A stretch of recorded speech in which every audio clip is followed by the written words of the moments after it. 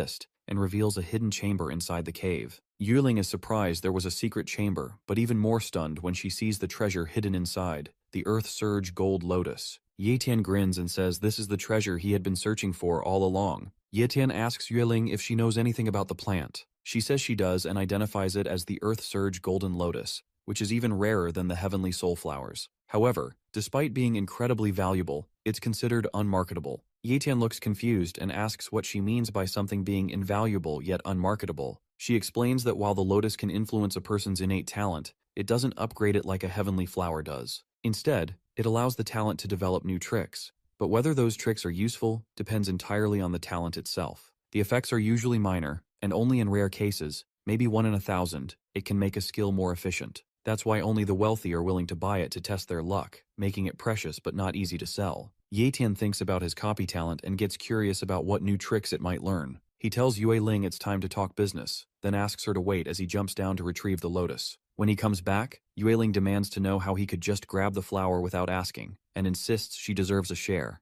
Yetian assures her that of course she'll get her share, but since the lotus is of no use to her and they both own half of it, he proposes a trade, 3 heavenly soul flowers in exchange for the lotus. Yiling thinks to herself that 3 flowers are way too much for that lotus and considers Yetian completely brain-dead. She chuckles quietly and decides that, as a shrewd businesswoman, she'll teach him a lesson. Playing it cool, she tells Yetian that since he worked hard, she'll consider accepting the deal. In her mind, she's thrilled, thinking she just got 3 heavenly soul flowers for free, and now has a total of 7 flowers from this trip. She also starts thinking about a man she has a deal with and figures that the number of flowers she has now should be enough to hold up her end of the bargain. Meanwhile, Yetian sits down and begins to meditate, focusing on using the lotus. As the lotus activates, waves of yellow energy ripple through the air, and suddenly, Yetian's status window appears. It reveals that he has successfully unlocked the second copy function. Yetian realizes this means he can now copy a second time without delay, which is a major boost to his ability. Considering he used to wait an entire month before copying another ability,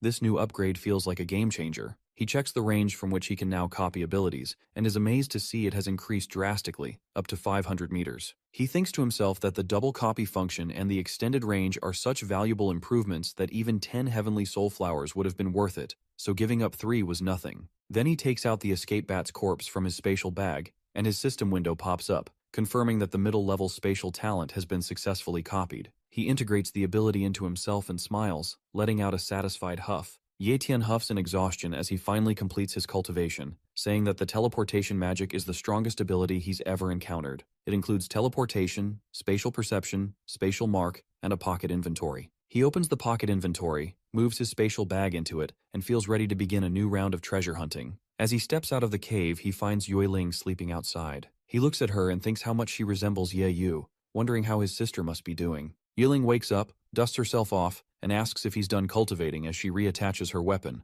Yetian thanks her for keeping watch while he was busy. Yiling says she's obtained the item she came for and plans to leave the secret realm soon. Yetian tells her that he wants to stay a little longer to search for more treasures, curious about what else might be hidden in the secret realm. Yiling scolds him, warning that he's unfamiliar with the area, and it's far too dangerous to survive alone. But Yetian assures her that he's strong enough to take care of himself and will be just fine. He adds that he'll escort her to the teleportation waypoint, and if they leave now, they should reach it before daybreak. Yueling sighs and thinks to herself that she needs to find a way to convince Yetian to leave the secret realm with her. The two of them start running toward the waypoint when suddenly they hear a massive explosion. It turns out there are people fighting in the distance. Yueling says they're probably fighting over some treasure, though it's a shame they can't see clearly who they are since they're too far away. Yetian, on the other hand, sees it as the perfect chance to test his newly acquired talent and activates his spatial perception. Using his skill, he sees that 2 humans are locked in combat, even though the monster in the area has already been killed. The real fight is over a hidden treasure nearby.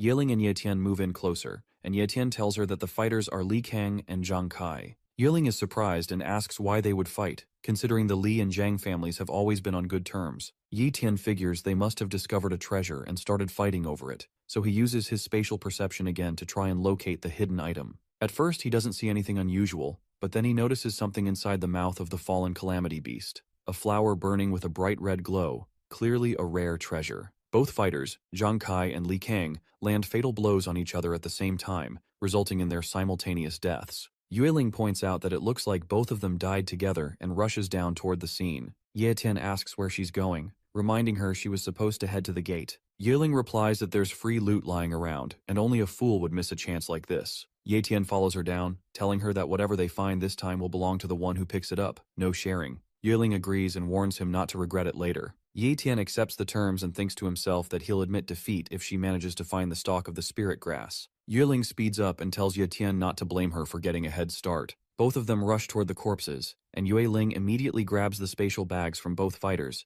thinking she just hit the jackpot. Meanwhile, Tian heads straight for the Calamity Beast's corpse and sits on it. He asks Ling if she wants it, but she replies that the Calamity Beast isn't worth much on the market, and it's too big for her to carry, so he can have it if he wants. Tian asks if she's really sure about that. Slightly annoyed, Ling tells him again that she already said she doesn't want it, and he can do whatever he wants with it. Tian smiles and tells her that the corpse belongs to him now, asking her not to regret it later. She tells him to stop being so naggy as she picks up a sword from the corpses and repeats that she has no interest in the monster's corpse. Meanwhile, Tian opens the Calamity Beast's mouth wide and finds a glowing flower hidden inside. Ling drops the sword in shock as she sees the flower and rushes over to Tian. He grins and says he's incredibly lucky to have found a rare spiritual grass stalk hidden in the beast's mouth. Ling hurries to his side and asks to take a closer look at it. He refuses at first, saying it belongs to him, so why should he let her see it? But she doesn't listen and grabs his hand to get a better look. She immediately identifies it as the Flame Talent Spirit Grass.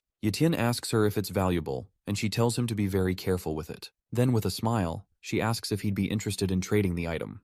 Tian tells her to explain first what spirit grass actually is, and why the Li and Zhang families were willing to kill each other over it. Ling explains that the grass has a single, powerful ability. It allows the person who consumes it to gain flame talent. It doesn't seem all that interesting to Tian, since he can already copy any talent he wants. But Ling explains that the idea of adding an entirely new skill is incredibly valuable. Even some monarch-level experts are just cultivators with high potential, not necessarily people with unique talents like this. For powerful families, a high-level attack-type talent such as Flame is a rare treasure, which makes it extremely sought after. Tian still feels that, for him personally, the flower is basically useless since he can copy any talent without relying on it. Ling then mentions that even the monarch rank ancestor in the Yue family is desperate for a unique talent like this. He needs something powerful to drastically boost his battle strength, and this flame talent could increase it tenfold. Tian offers her the grass and tells her she can have it since she wants it so badly. Ling is surprised and asks if he's really giving it to her. Yeda nods and says yes, of course, he can't use it, and neither can Yu, so it makes sense to give it to someone who actually needs it. He starts walking away, saying he's going to look around for something that might be useful to him. Ling smiles to herself, thinking this is the difference between Tian and others. Some people would see that grass as a treasure worth dying for,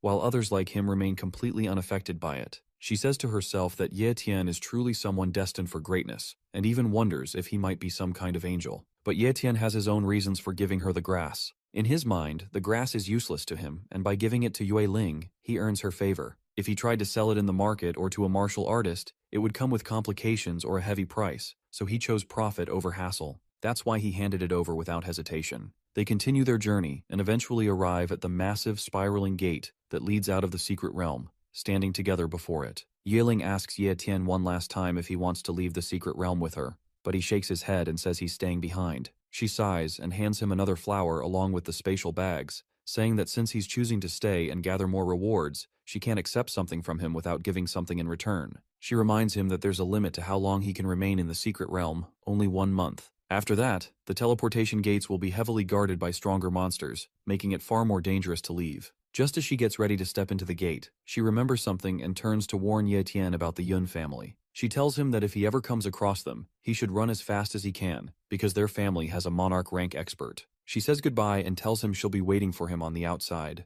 Tian smiles and waves at her as she jumps into the gate and begins traveling through it. Along the way, she glances back at Tian and thinks to herself that it won't be long before he surpasses her. That's why she can't afford to slack off. She has to grow stronger too, or she'll be left admiring him from a distance. Tian watches as Ling finally disappears into the gate, then smirks and says, the dead weight is finally gone. Now he can farm treasures to his full potential without holding back. He gets ready to leap off and start exploring again. Meanwhile, back in the real world, the gate begins to ripple as someone starts to emerge. The crowd nearby assumes it's a weak martial artist returning after only 2 days, unable to handle the secret realm. Suddenly, something crashes violently to the ground. 2 thugs glance over and spot the figure, thinking there might be valuable treasures to steal from whoever just returned. As they move closer, they realize it's Ling, now badly injured and barely conscious. her body lying almost lifeless on the ground. Just as the thieves get ready to rob her, Uncle Ben pushes through the crowd and rushes to her side. Recognizing her immediately, he kneels beside her and urgently asks what happened inside the gate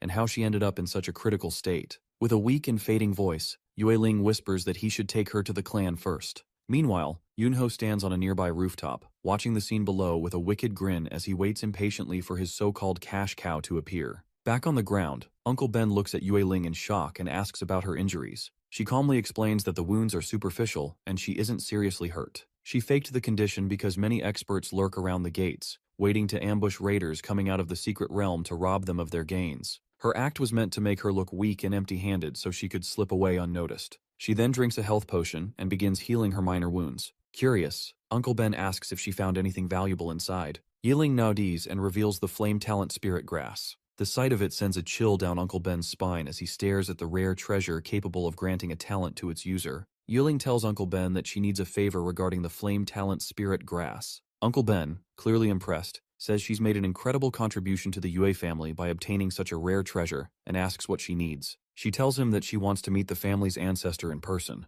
She admits that she understands the gap in their status means she normally wouldn't be allowed such an audience, but insists it's very important and hopes Uncle Ben can help her. She adds firmly that if she's not allowed to see the ancestor herself, she will never hand over the flame talent to the family, even if it means destroying it. Uncle Ben tries to reason with her and asks if there's any other way she'd be willing to part with the grass, but Yue Ling refuses. She says her only condition is meeting the ancestor, no matter what. After a moment of silence, Uncle Ben agrees and says he'll make the necessary arrangements. Later, at the Yue family penthouse, Yue Ling steps out of the bath with a towel wrapped around her body and another in hand to dry her hair. As she stands by the door, she stretches slightly and thinks to herself that it's been a long time since she enjoyed a proper bath. Her mind then drifts to Ye Tian, and she wonders what he might be up to right now. Meanwhile, in the secret realm, Ye Tian sits atop a pile of monster corpses with a knife in his hand, looking completely unbothered. He mutters that things are getting boring since there's no one left who can put up a real fight against him. Back at the Yue family mansion, a maid enters Yue Ling's room and informs her that Elder Ben has summoned her to the meeting hall. She gets dressed and makes her way there.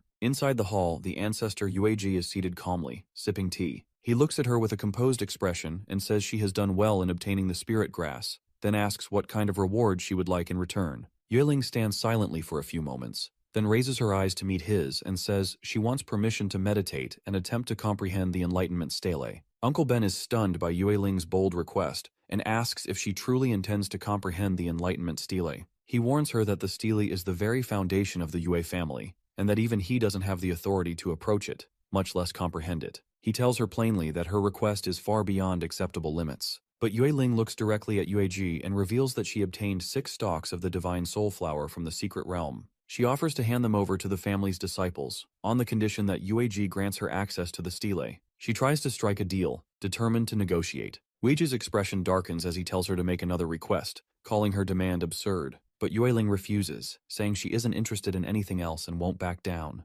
Yueji's patience snaps, and with a flick of his aura, he sends Yue Ling flying out of the building. She crashes onto the ground and coughs up blood, her body barely able to move. Yueji rises to his feet, his voice filled with fury as he shouts how dare she try to bargain with him. He begins walking toward her with heavy steps. Struggling to rise, Yue Ling breathes heavily and says that no matter how much she cultivates, her level won't surpass Grandmaster. She isn't content with her current potential. She wants to become stronger, to break her limits and rise beyond what fate has allowed. Yechi floats in front of Yue Ling, towering above her as she looks up with fear in her eyes. He gazes down coldly and releases his monarch-level aura. The pressure slams into Yue Ling like a mountain, forcing her to the ground. The earth beneath her begins to crack from the sheer force and she struggles to breathe. Her limbs feel like lead, and fear slowly creeps through her body as she realizes just how terrifying a monarch's aura truly is. Uncle Ben rushes in, alarmed, and pleads with Yueji to stop. He falls to his knees and begs, saying that Yue Ling is still young and has made a mistake, but it isn't worth lowering himself to punish her like this. Yue Ling, barely able to move, grits her teeth and tells Uncle Ben to stay out of it. With pure willpower, she starts to lift herself, inch by inch, defying the crushing weight of Yueji's aura. Her body trembles, blood still at the corner of her lips, but she pushes through and stands once more. She declares with unwavering resolve that she must comprehend the Enlightenment stele, no matter the cost. Yeji watches her in silence, his eyes narrowing as surprise flashes across his face. Despite being under his full aura, she's still standing. With a casual flick of his arm, he sends a wave of wind that dissipates the pressure around her. He descends slowly to the ground, Yueling drops to her knees for a moment, catching her breath, but quickly realizes that the crushing aura is gone.